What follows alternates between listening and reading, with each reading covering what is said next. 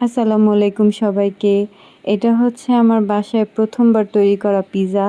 এত বেশি ভালো হয়েছে যে রেস্টুরেন্ট থেকে আর খাওয়ার প্রয়োজনই নেই, কারণ নিজের মন মতো বাসায় চিজ আনলিমিটেড সসেস চিকেন দিয়ে মন মতো তৈরি করা যায়। তো আপনাদের সাথে সহজভাবে একটা রেসিপি শেয়ার করি। এখানে মুরগির মাংস আছে কিছু, তারপর গোলমরিচের গুঁড়া দিয়ে দিলাম, ঝাল স্বাদ মতো মরিচের গুঁড়া দিয়ে দিলাম, তারপর জিরার গুঁড়া দিয়ে দিলাম, তারপর সামান্য লবণ দিয়ে দিলাম, সামান্য পরিমাণ আদা রসুন বাটা, অল্প পরিমাণে দিতে হবে যেন বেশি স্মেল না হয়ে যায়। তারপর পরিমাণ মতো সয়া সস, টমেটো সস, তারপর সামান্য একটু লেবু দিয়ে দিলে স্মেলটা অনেক ভালো হয়, না দিলেও চলে। তারপর এটাকে মেরিনেট করে রাখবো আধা ঘন্টার জন্য। এখানে একটা বড় সাইজের ক্যাপসিকাম নিয়ে নিয়েছি, পুরোটা আমার লাগে নাই, অল্প অর্ধেক আমি এটাকে কিউব করে কেটে নিয়েছি।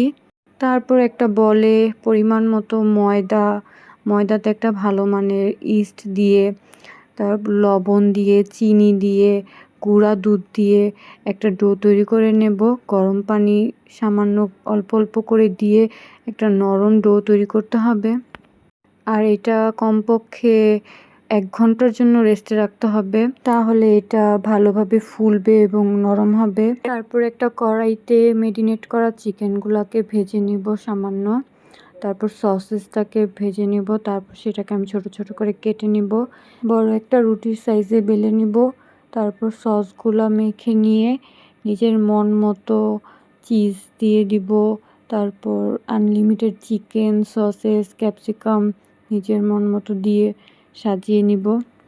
সব কিছু দিয়ে তারপর উপর দিয়ে আবার একটু চিজ দিয়ে নিব। রেস্টুরেন্টের মতো টেস্ট আনতে হলে অরিগানোটা ব্যবহার করতে হবে, তাই সামান্য একটু অরিগানো ব্যবহার করব। সামান্য চিলি ফ্লেক্স দিয়ে নিব। আর এটা আমি চুলায় তৈরি করব। চুলায় তৈরি করতে 30 থেকে 40 মিনিটের মতো সময় লাগে। চুলায় বসানোর ক্লিপটা আমার নেওয়া হয় নাই। এই তো আমার ডেকোরেশন করা শেষ পিৎজা। আর এই তো রেডি হয়ে গেল আমার ইয়াম্মি পিৎজা। সো ভিডিওটা ভালো লাগলে সবাই লাইক কমেন্ট অ্যান্ড শেয়ার করবেন। আসসালামু আলাইকুম।